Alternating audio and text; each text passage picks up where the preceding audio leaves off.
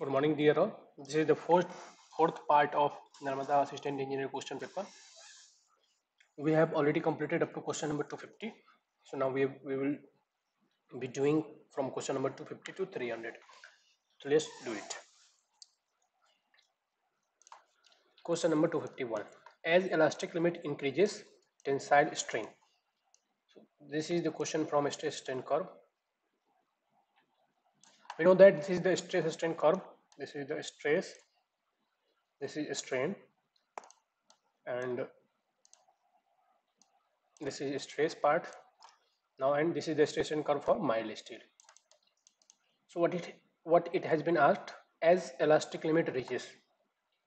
सबसे पहले यहाँ पे proportionality limit, then elastic limit, then upper yield point, then lower yield point, then plastic flow, and then strain hardening, ultimate point, then fracture point. तो कह रहा है कि as elastic limit reaches tensile strain, up to elastic limit हम जानते हैं कि strain बहुत कम होता है, but इसके बाद yield point आता है. तो yield point की definition यही है कि इसके बाद significant strain देखने को भी मिलता है. तो ये strain portion में हमें ज़्यादा increment दिखता है as compared to this direction. तो ये क्या है, increase more rapidly. Strain increases more rapidly. Every material obeys Hooke's law within its proportionality limit. सबसे पहला पॉइंट होता है लिमिट ऑफ प्रोपोर्शनैलिटी. यहां तक स्ट्रेस और स्ट्रेन प्रोपोर्शनल होते हैं. जिस rate of change of stress is proportional to rate of change of strain, and beyond this there is no proportionality. A steel rod of 2 centimeter dia, 5 centimeter long, subjected to an axial pull of this much, E is given to us. Elongation delta is equal to PL by AE. This is the formula. So P is given to us, length is given to us, area is given to us. Area can be found from diameter, and modulus of elasticity is given to us. We can easily find this value. Along the principal plane subjected to maximum principal stress. So we know that on both of the major principal stress or major principal plane and minor principal plane, shear stress is 0. But on, this is the Morse diagram, this is the minor principal stress, this is major principal stress. We know that, and this is the maximum shear stress tau. So we know that at minimum principal plane and major principal plane, at both of these points, the shear stress is 0. But shear stress is maximum at these 2 points, at theta is equal to 45 degree and 135 degree.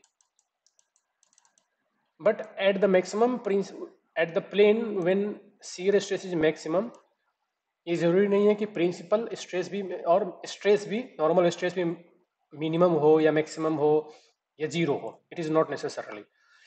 और ये कब find होता है? This value sigma 1 minus sigma 3 by 2, whereas tau is equal to maximum tau max is equal to sigma 1 plus sigma 2, sigma 1 plus sigma 3 by 2. So tau max is equal to average of the both of the principal stress. और जब shear stress maximum होता है उस समय principal stress की value कितनी होती है और नॉर्मल स्ट्रेस की सिग्मा 1 माइनस सिग्मा 3 बाई 2. तो आते हैं क्वेश्चन पे. Along the major principal plane, तो जहां पे मैक्सिमम प्रिंसिपल स्ट्रेस एक्सर्ट होता है वहां पे shear स्ट्रेस की वैल्यू कितनी होती है? 0. और दोनों ही पे, मेजर प्रिंसिपल प्लेन पे भी और माइनर प्रिंसिपल प्लेन पे भी. Next question is maximum bending moment due to moving load on simply supported beam. ये छठा या सातवां क्वेश्चन है आईएलडी से. देखिए कि आईएलडी कितना इंपॉर्टेंट है आपके एग्जाम पॉइंट ऑफ व्यू से. Maximum bending moment due to the moving load on a simply supported beam occurs under the load. ये हमने देखा है कि बेंडिंग मोमेंट का डायग्राम ऐसा बनता है. और इसका ऑर्डिनेट हम कैसे फाइंड करते थे? ए बी बाई एल से. In Mohr's diagram a point load अब मोर्स इन्वेलप. मोड इन्वेलप कैसा होता है? ऐसा. तो हम जानते हैं कि इसके ऊपर जब एक लाइन ड्रॉ करते हैं हम, इसके ऊपर जितने भी पॉइंट्स होते हैं ये होते हैं कौन से? Imaginary line. और ये होता है फिजिबल रीजन. तो ये पूछ रहा है कि मोड डायग्राम में पॉइंट ऑफ मोड सर्कल को क्या कहते हैं? Imaginary condition. सेफ कंडीशन इसके नीचे होता है हमेशा, फिजिबल रीजन के अंदर. For determining the shear strength parameter of soil laboratory, which of the following test has to be done? तो हमें पैरामीटर क्या करना है, शियर स्ट्रेंथ का पैरामीटर फाइंड करना है। तो हम जानते हैं कौन सा टेस्ट होता है, ट्राइक्सियल टेस्ट। कॉम्पेक्शन टेस्ट कॉम्पेक्शन के लिए, एमडीटी और ओएमसी के लिए, सी एनालिसिस पार्टिकल साइज के लिए, relative density to measure the denseness of two material, दो जगह को कंपेयर करने के लिए काम आता है। और कौन कौन से मेथड है, direct shear test, unconfined compressive strength test, and most important is triaxial compression test. एक और होता है vane shear test plastic clay के लिए। तो triaxial test is the most important test for all types of soil. Simple bending formula, तो ये तो बेंडिंग फार्मूला है, m upon I is equal to sigma upon Y is equal to E upon I. This is also called flexural formula.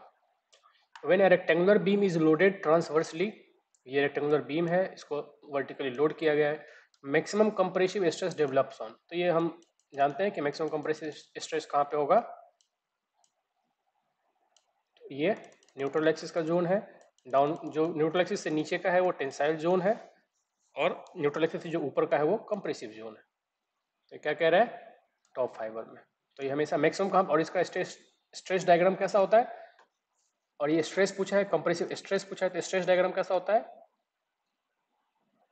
Straight portion, parabolic portion, और steel के लिए ऐसा। तो in case of RCC it is like this, this is the limit state approach, और working stress approach में it was triangular, this was the working stress approach. So maximum stress दोनों ही condition में extreme fibre पे, चाहे वो tensile हो चाहे compressive हो। टेंसाइल पूछता तो बॉटम, न्यूट्रल एक्सिस पे क्या होता है, जीरो, न्यूट्रल एक्सिस पे zero stress. This is the definition of neutral axis, stress and strain दोनों ही जीरो होगा।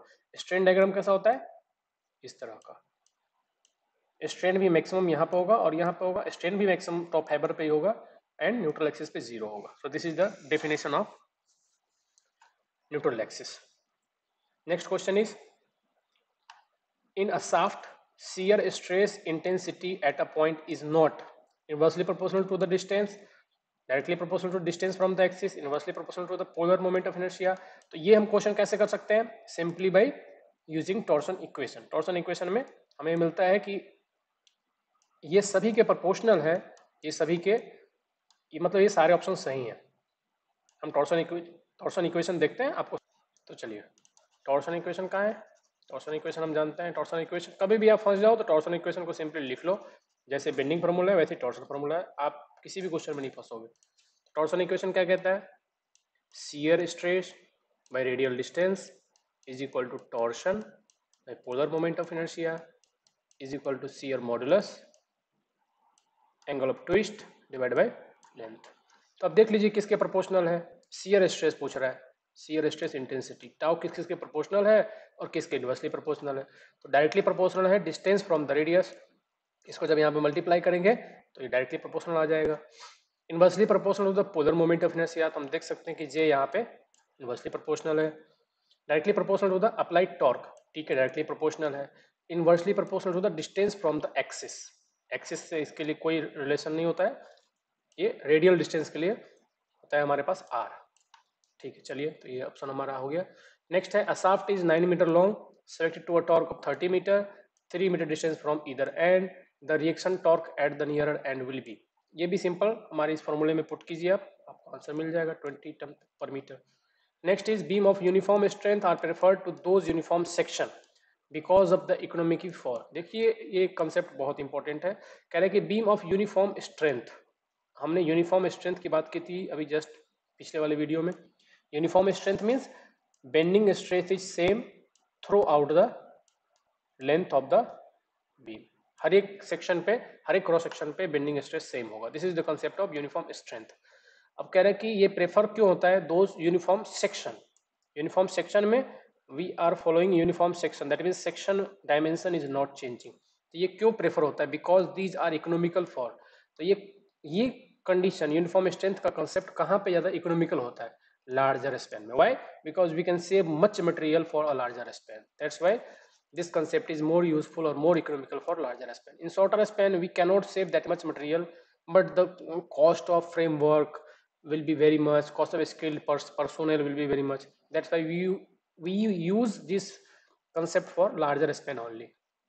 Coming to the next question, a small fissure or hollow in a stone which render its liable to decompose are called. क्या बोलते हैं उसको? Went बोलते हैं. Small features किसमें? Stone के अंदर जो छोटे छोटे फीचर्स होते हैं, छोटे छोटे होल्स होते हैं या फिर पोर्स होते हैं, वो किसके लिए लाइबल होता है? उसमें क्या होता है? तो वो वेंट में कन्वर्ट हो जाता है. Next is surface of a stone perpendicular to the line of pressure. तो इसको हम क्या कहते हैं? ये हमारा लाइन, ये है हमारा बेडिंग प्लेन और द बेडिंग सरफेस. तो इसमें सरफेस ऑफ स्टोन परपेंडिकुलर, इसके जो और लोडिंग कहाँ अप्लाई होती है? बेडिंग प्लेन के परपेंडिकुलर. तो इस प्लेन को क्या कहते हैं? बेडिंग सरफेस कहते हैं, बेडिंग प्लेन कहते हैं, डाइपर कहते हैं या फिर वर्टिकल फेस कहते हैं. तो इसको बेडिंग सरफेस कहते हैं.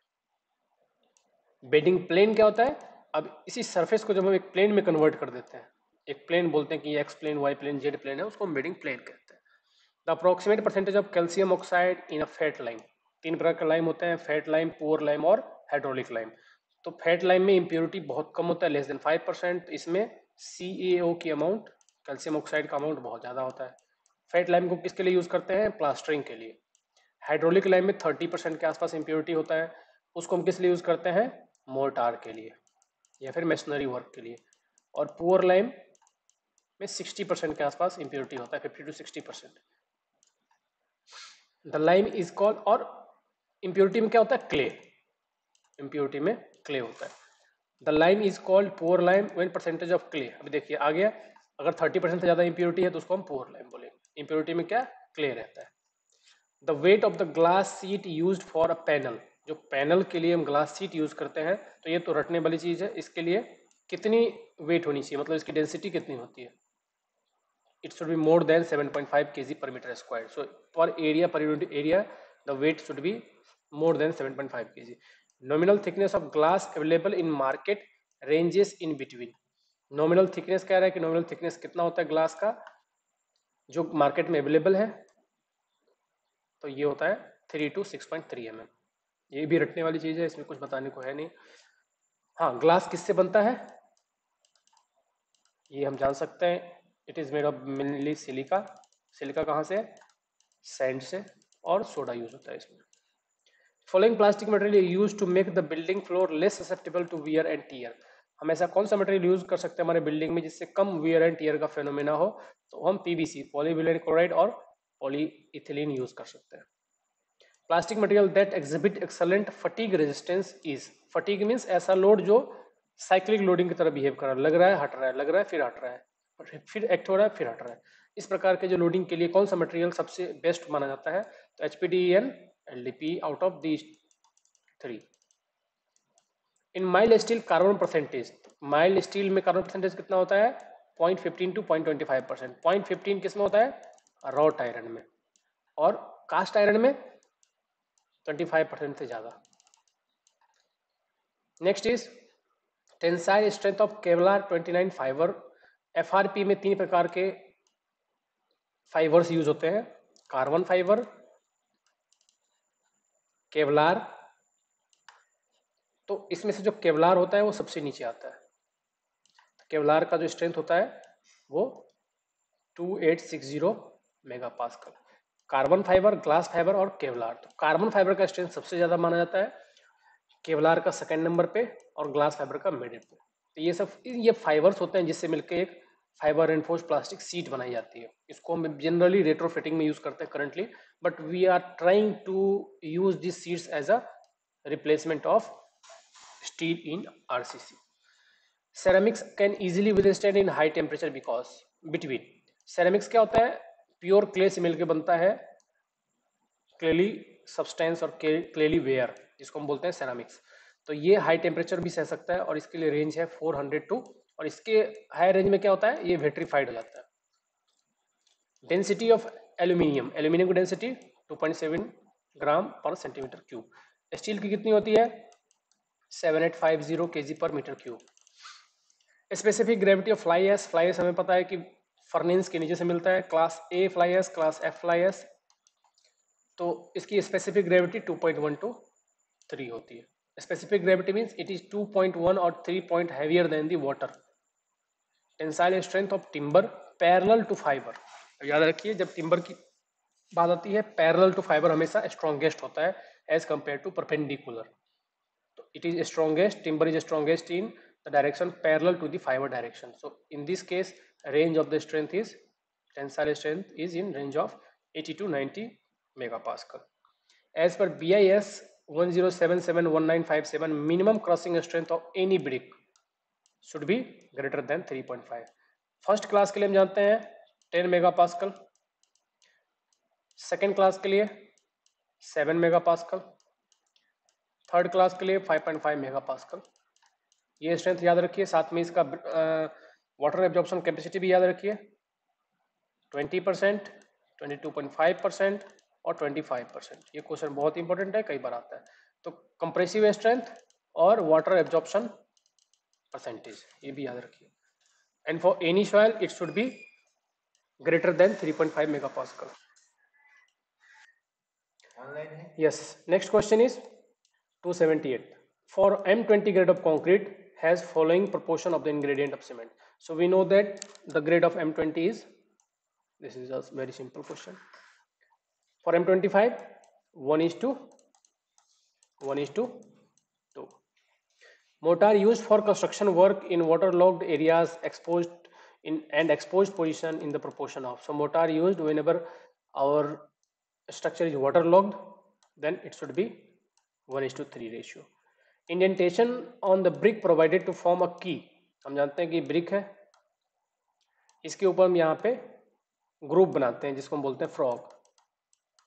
इसका मेन काम क्या होता है, जो इसके ऊपर इसमें मोर्टार फिल होगा तो इसके ऊपर जो भी ब्रिक आएगा उसमें ये बॉन्डिंग प्रोवाइड करेगा. इसको हम क्या बोलते हैं, frog. Stone extending throughout thickness of wall is called. तो ऐसा स्टोन जो throughout thickness of wall extended रहता है उसको क्या कहते हैं, थ्रो स्टोन.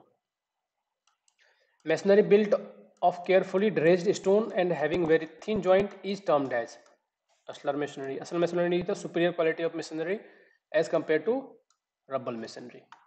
So carefully अगर ड्रेज किया है हमने स्टोन को तो उसको हम बोलेंगे असलर masonry. तो ये this is the superior quality of stone masonry, this is the inferior quality of stone masonry as compared to aslar masonry.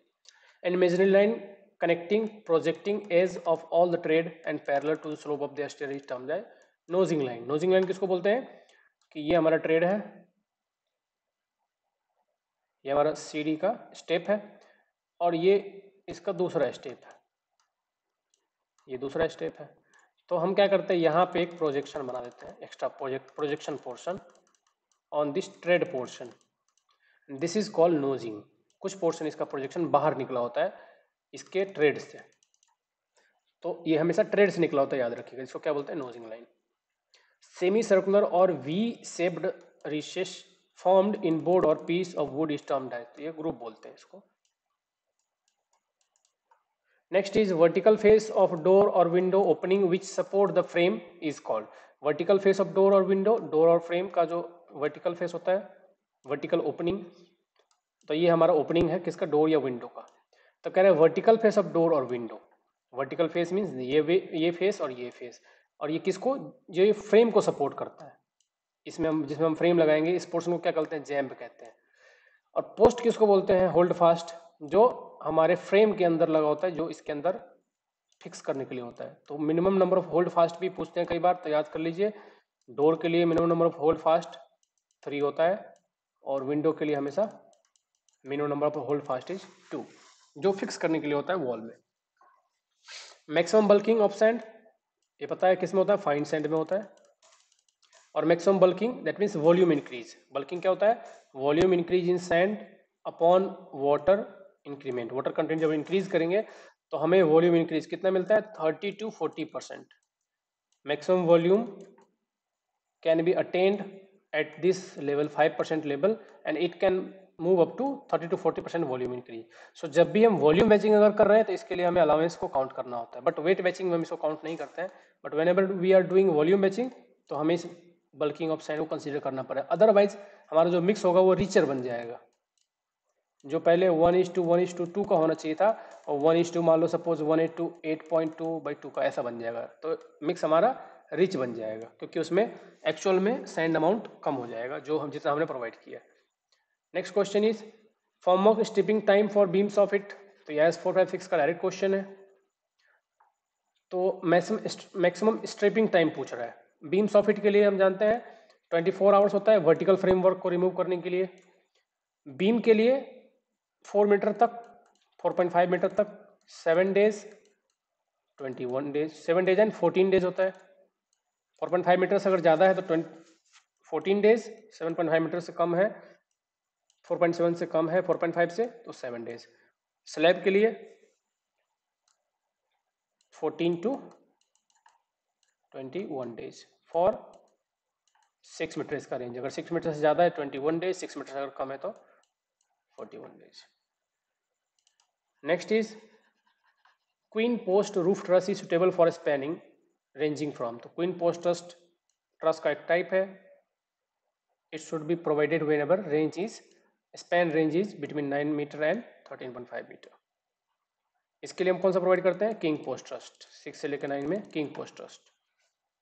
Which method is of curing of concrete is preferred for rapid gain of strength. इसको पता है high pressure steam curing. Steam curing करते हैं। Sprinkling में क्या करते हैं हम? स्प्रिंकल करते हैं वाटर को पाइप से।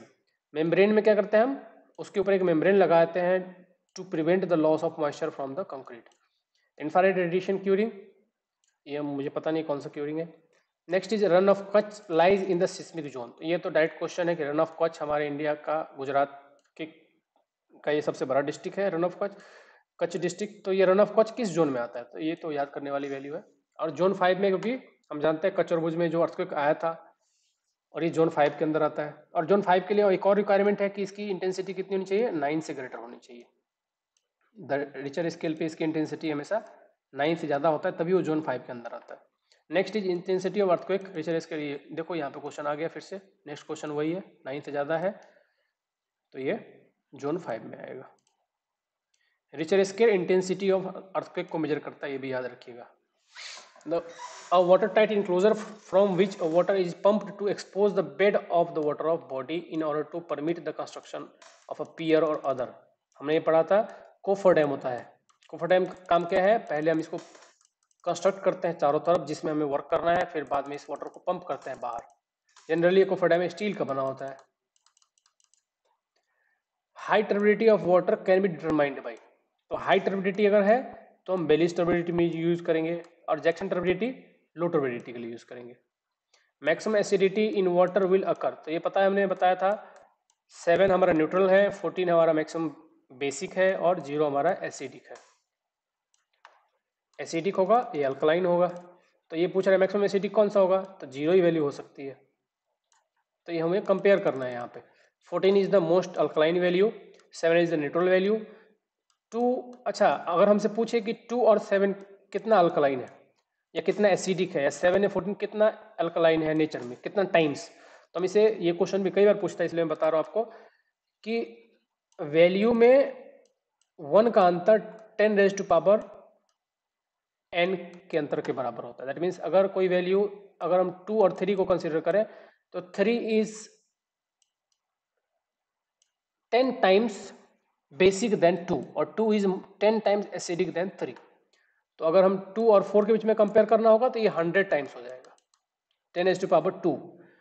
2 और 5 के बीच में कंपेयर करना होगा तो it is 10 raise to power 3, 1000 times more acidic. 2 is 1000 times more acidic than 5. Next question is which valve allows water to flow in one direction। तो different types of valve होते हैं, याद रखिए। sluice valve, air relief valve, जहाँ पे air pressure ज़्यादा हो जाता है तो उसको हम एयर प्रेशर को, या फिर निगेटिव प्रेशर हो जाता है तो वहाँ पे हम एयर को रिलीज करने के लिए, ताकि प्रेशर मेंटेन रहे, निगेटिव प्रेशर ना डेवलप हो। रिफ्लक्स वाल्व कहाँ पे प्रोवाइड होता है? जहाँ पे हमें जैसे ट्यूबवेल वगैरह प्रोवाइड करते हैं, या फिर जहाँ पे भी हमें 1 डायरेक्शनल फ्लो मेंटेन करना होता है। तो ये जनरली कैसा होता है? ये इस टाइप का होता है, और ये सिर्फ एक एंड पे अटैच होगा, यहाँ पर अटैच होगा, दूसरे एंड पे सिर्फ ऐसे रखा होगा। तो अगर फ्लो नीचे से आएगा तो ये इसको ऊपर उठाएगा तो ये यहाँ आ जाएगा और फ्लो होगा। बट जब फ्लो यहाँ से आएगा तो ये अगेन यहाँ इस पोजीशन में आ जाएगा, तो दूसरी साइड का फ्लो नहीं होगा। तो 1 साइडेड फ्लो के लिए हम रिफ्लक्स वाल्व को यूज करते हैं। स्लुइस वाल्व जो है डिस्चार्ज को कंट्रोल करने के लिए। और ये सब कहाँ प्रोवाइड किए जाते हैं? समिट पे। रिफ्लक्स ये स्लुइस वाल्व कहाँ प्रोवाइड किया जाता है? समिट पे, जहाँ पे भी समिट आएगा पाइप का, समिट पॉइंट पे। Next is for a sewer of diameter more than 600 mm the joint preferred is. तो अलग अलग ज्वाइंट्स है, कॉलर ज्वाइंट है, स्पाइगोट ज्वाइंट है, बैंडेज ज्वाइंट है, मैकेनिकल ज्वाइंट है। तो कॉलर ज्वाइंट के लिए क्या कंडीशन है, डाया ऑफ द पाइप अगर सबसे हाईएस्ट है, 600 mm से ज़्यादा है तो स्पाइगोट ज्वाइंट, ये सॉरी कॉलर ज्वाइंट। और ये ज्वाइंट कब प्रोवाइड करेंगे, कास्ट आयरन के लिए। अगर कास्ट आयरन पाइप है तो हम स्पाइगोट एंड सॉकेट ज्वाइंट प्रोवाइड करते हैं। Next is for a large city most suitable method for forecasting population. देखो अर्थमेटिकल इंक्रीज मेथड क्या करता है, पॉपुलेशन को एक डिफिनिट रेट से इंक्रीज करता है, जो हर साल हो रहा है उसी के प्रोपोर्शन में इंक्रीज करेगा, तो इसे बोलते हैं अर्थमेटिक इंक्रीज मेथड। तो जो सिटी ऑलरेडी सेटल हो चुका है या फिर ओल्ड सिटी है या बहुत बड़ा सिटी है क्योंकि वहाँ पे सेचुरेशन लेवल आ चुका है, नॉट ग्रोइंग और डेवलपिंग, डेवलप्ड सिटी में अर्थमेटिक इंक्रीज मेथड यूज करेंगे। और जियोमेट्रिकल इंक्रीज मेथड कहाँ पे यूज करते हैं, जो डेवलपिंग सिटी है, जहाँ पे नया नया बसा है बट बहुत लोग आ रहे हैं, सेटलमेंट हो रहा है, तो ये क्या करता है, बहुत ही रैपिड ग्रोथ बताता है, तो हम ज्योमेट्रिकल इंक्रीज मेथड यूज करेंगे। ठीक। Next is membrane filter technique is use for testing. तो मेम्ब्रेन फिल्टर कहाँ पे यूज होता है, माइक्रोबायोलॉजिकल कंटामिनेशन के लिए। हार्डनेस के लिए ETDA मेथड हमने अभी पढ़ा। तो नेक्स्ट क्वेश्चन है, which of the following test ETDA hardness के लिए, in chlorination technique adopted for disinfecting the water, the minimum contact period। तो देखिए इसके लिए हम कब तक क्लोरीन को ऐड करते हैं, जब रेजिडुअल 0.2 ppm ना हो जाए तब तक हम क्लोरीन को ऐड करते हैं। So chlorine demand should be such that it will produce free chlorine और residual chlorine equal to 2.2 ppm and contact period is 10 to 20 minute, 10 से लेके 20 मिनट तक, तो 20 minutes. So this was from my end. So I have completed whole questions of Narmada GPSC question paper, advertisement number 120. If you have any comment, I know there may be some mistakes, so do not mind that. Just stick to the content. My whole process is to make you able to solve any related question that has been already been asked in any examination. तो इस बात पे ध्यान रखिए कि मेरा प्रयास सिर्फ इतना ही है, आप इसको ये मत सोचिए कि सिर्फ नर्मदा एग्जाम के लिए यूजफुल है, क्योंकि मैं हर एक क्वेश्चन को हर एक तरह से कवर कर रहा हूँ और मेरा प्रयास यही रहेगा कि चाहे किसी भी टाइप का क्वेश्चन किसी भी एग्जाम में आया हो तो मैं उसको हर एक क्वेश्चन के टाइम पे डिस्कस करूँ, ताकि आप अवेयर हो सको कि क्वेश्चन का ट्रेंड क्या चल रहा है। यही एक बेस्ट तरीका है होल टू पार्ट करने का। पहले आप क्वेश्चन को कीजिए, जहाँ पे आप अटकते हो उस समय आप थियरी पढ़ो, जिससे आप इजीली एबल सॉल्व कर पाओगे कोई भी क्वेश्चन। चलिए कमेंट कीजिएगा अगर कुछ जरूरत और आपको कुछ जानने की जरूरत हो या कुछ डाउट हो। I will meet you in next video. Thank you all, like the video, subscribe the channel, thank you.